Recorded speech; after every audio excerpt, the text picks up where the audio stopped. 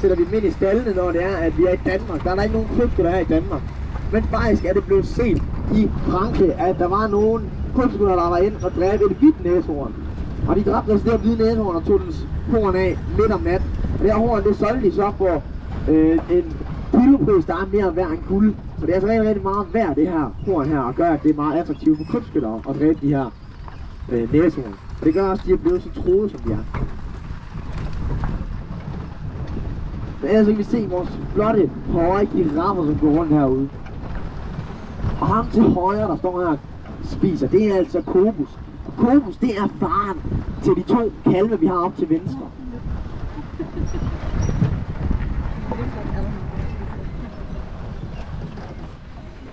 Og Kobus, han er ikke mere end 3-4 år nu, men da han fik ungerne, der var han nok 2 år og 8 måneder, da han først fik unger. Og det er altså ikke særligt gammelt. Og vi troede faktisk ikke, at han var kønsmoden endnu, fordi giraffer, de plejer at blive kønsmodne ved 4-5 års alder. Så vi troede altså ikke, at han var klar til at få unger. Men mirakuløst så skete det, at altså... Nu ser jeg ham løbe her. Men mirakuløst så skete det altså, at den her Kobus her, han altså fik de her 2 kalve her. Og moren hedder Amira, det er en af dem. Og så er der Shani, som er mor til den anden. De her 2 mødre her kan man se forskel på, at Shani, hun er den højeste i flokken, og hun har altså også lidt mørkere pletter. Hun har sådan lidt lysere pletter ude på hver plet, og så har hun lidt mørkebrun farve inde i centrum af de her pletter her. Men det kan være, at vi kan se en senere, når vi lige på de her igen. Ellers så kommer vi altså lige om lidt op forbi vores strusse. Og vores strusse, for vi har lige fået kyllinger her for nylig. Og de er altså i gang med at babysit lige nu, de her kyllingeunger.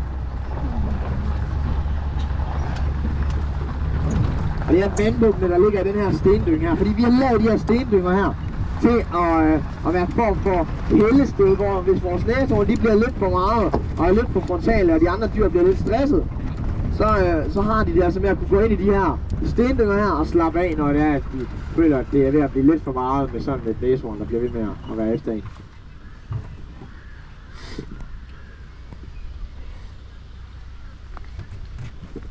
Det er altså Amira, der går her til venstre. Det kan vi se på, hun har lyserbrune pletter. Så det er altså Shani. Der går herhen til længere foran. Sådan en girafkald, den starter så lige ude på et frit fald på 2 meter. Fordi de ligger altså ikke ned og føder de her giraffer, de står op. Og det her frit fald, det har faktisk også sin...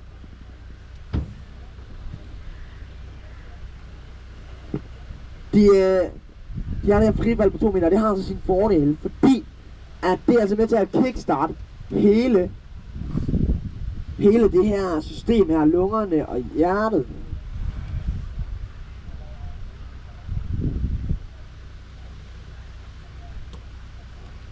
Det her frifald her, det har altså sin fordel med at sætte gang i hele systemet. Og det, som altså er godt ved at på benene igen, fordi de her giraffer, de er allerede på benene efter en halv time. Og den her halve, den er hurtigt på benene, det gør altså, at de hurtigt kan være væk fra, hvor fødslen er sket. Og det er altså meget smart, fordi at ude ved rovdyrene, der kan man altså være lidt, sårbar, når det er, at man kan se de her, når man kan lugte det her, sådan fødsel her med blod og livmoder og det. Men jeg ellers kan vi se de her giraffer der. Ej, de her strudser der står nede ved vores strudserede. Og de ser måske lidt dumme ud. Og de er altså også rigtig, rigtig dumme, som vores strudser. Kigger vi på deres hoved, så har de der store koloenorme øjne, der fylder 40% af hele deres kranie. Og ud over de her store øjne, så hvad der er tilbage, det er altså en hjerne på størrelse med en valnød. Og hvis du skal sætte det i perspektiv, så prøv at tage din tommeltot og din pegefinger og klemme dem sammen, så stor er som en strudsehjerne der. De er altså ikke særlig kloge. For så at gøre det endnu værre, så bruger de næsten al deres hjernekapacitet på at opfange, hvad de sidder og kigger på med de her store øjne. Så de har altså ikke særlig meget hjernekapacitet tilbage til tanker og tumult. Så de er altså ikke så kloge, de her strudser her. Et tidspunkt, hvor man kan se, at de måske ikke er så kloge, det er blandt andet, hvis der er et rovdyr i nærheden, og de ikke kan flygte. Det kan være, at de ligger på den her rede her. Så har de det altså med at ligge så fuldstændig fladt, og så deres hals ned langs jorden, fordi så tror de, at de er usynlige, ja. Men af og til så ses det altså mest, at de flygter. De kan altså ramme topfart på 70 km i timen, så de er rigtig, rigtig hurtige, de her strudse her. Så de også sparker rigtig, rigtig hårdt. Det er altså sket, at sådan nogle strudse her, de har sparket løver ihjel ude på savannen.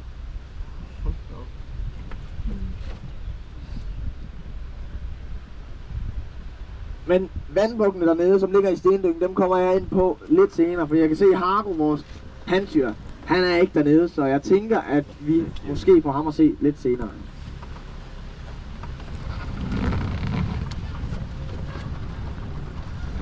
Ellers så skal vi altså til at ned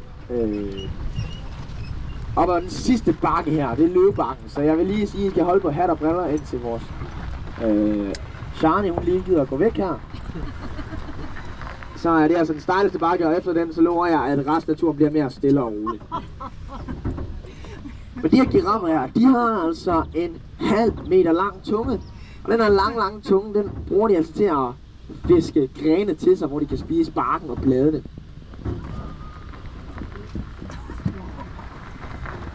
Og var de hurtige. Det var hurtigt, jeg tror. Ja, det gør det.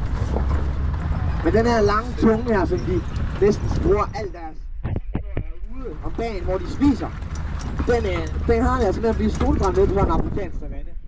Og når den bliver solbrændt, eller hvor den ikke bliver solbrændt, skulle jeg nær at sige, så har de altså udviklet sig til at deres tunge er blå, for den her blå tunge, den gør, at de ikke kan blive solbrændt på deres tunge her. Det er altså meget smart.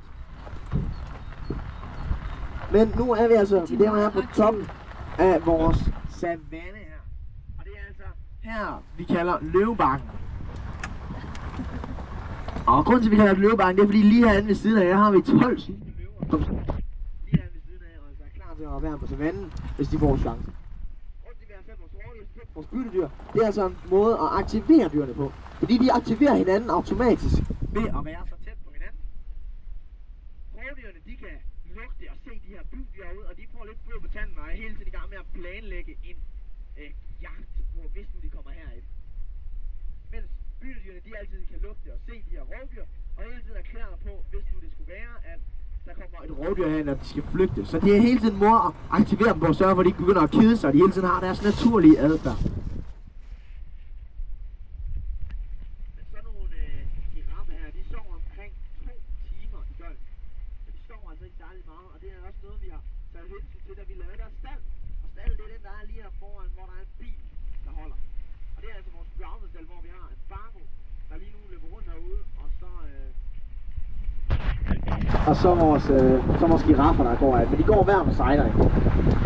Men det her med, at de ikke sover særlig meget, så har vi altså lavet sådan, at de har nogle tidsperioder, hvor der tager nogle grene og noget mad med til dem hen ad døgnet. Så de hele tiden kan skifte fra gren til gren, og nu kommer der noget mad ned ved 3-tiden, nu kommer der noget mad ned ved 11-tiden, og sådan forskellige tidspunkter over natten, som de kan spise af, så de begynder at kede sig.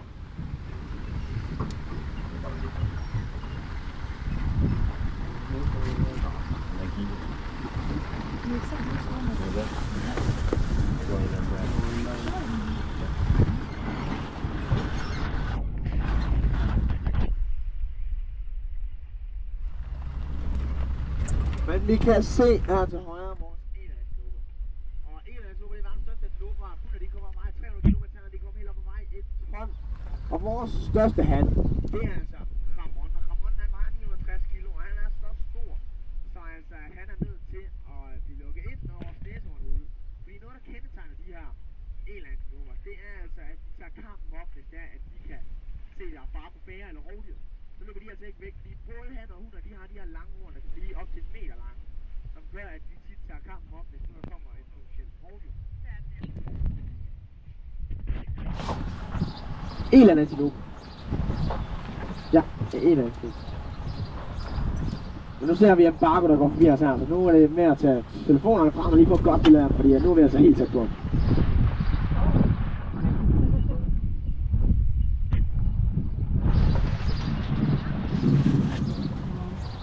Ellers, mine damer her, så er vi altså over ved vores Victoria Sø, vores anden side af vores savanne. Og det er der bare lidt mere.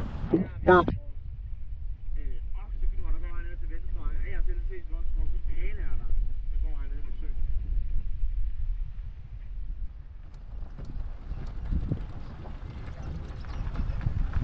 Men de her knuer her, vi kan se lige fra, de er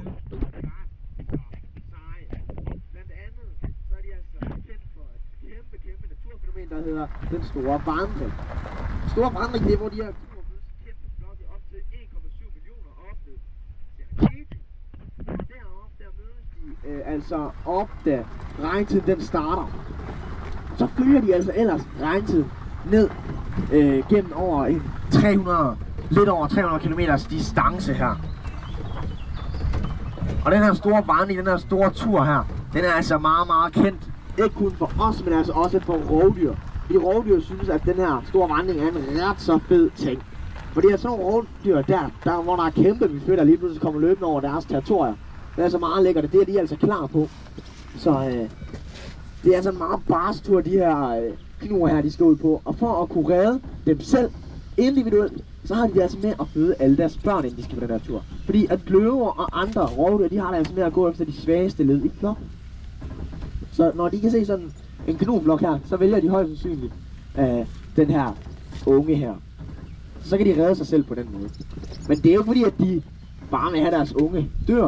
De vil bare gerne have, at de selv overlever. Og en måde, de prøver at få deres egen unger til at overleve, det er altså ved, at de kan holde på deres børn i op til 2 uger i maven. Så de kan altså vente på, at alle i flokken er klar til at føde. Fordi at så er der større chance for, at deres egen overlever. Man kan sige, at hvis der kun var én unge, så ved man godt, hvem rovdyr vil gå efter, frem for hvis der var 100 unger.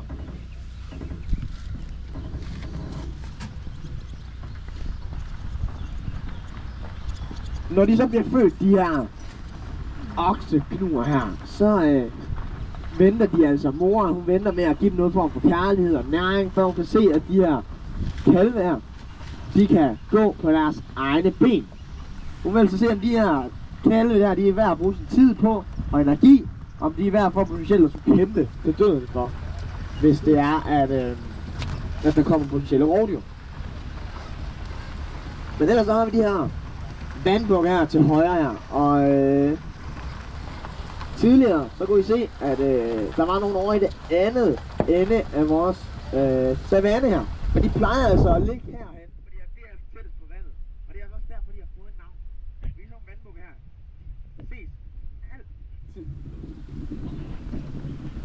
De ses altså altid tæt på vand. Fordi at når der er rovdyr eller fare på færre, så har de her vandbukke altså med at springe ned i vandet. Kun lige med snuden op. Og så kan de altså ligge nede i vandet i op til 24 timer. Det her med at kunne ligge ned i vandet så lang tid, så er det altså rigtig godt at have sådan en stor og tyk pels, som de her vandbukke her de har. Men udover den store tykke pels, så har de altså også en olie, de danner i pelsen. Den her olie her, den er altså med til at gøre deres pels vandtæt, som gør, at der ikke er noget vand, der trækker ind til huden, og de begynder at fryse. Det er altså to af grundene til, at de kan være i vandet i op til 24 timer. Den her olie her, den har dog sine fordele og ulemper. Ulempen, det er altså, at den lugter rigtig meget rovdyr. Det er nemt lugter, om der er en vandbuk i nærheden, så de er rigtig, rigtig svært ved at gemme sig. Fordelen er så bare, at de lugter. Mange rovdyr, de vil faktisk slet ikke have tænderne i sådan nogle vandbukke her. De har det altså med at se vandbukken som en kanon, hvis nu de ikke kunne fange blandt andet knuerne, vi så tidligere, eller en pæler, som også går rundt.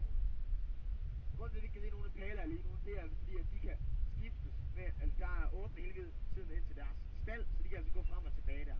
Og lige nu der er de højst til deres stald.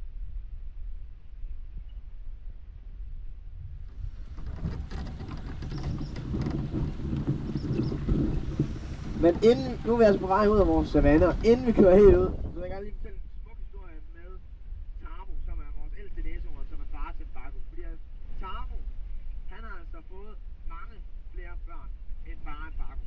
Blandt andet Mandela. Og grunden til, at Mandela han ikke er her mere, det er altså meget smukt. Fordi han er altså født og opvokset her i Ree Park Safari. Men han var altså så heldig at blive en ud af 5 sorte næsehorn, der blev sendt ned til Rwanda i Afrika, ned til den rigtige afrikanske savanne. Og lige nu der lever Mandela altså sine dage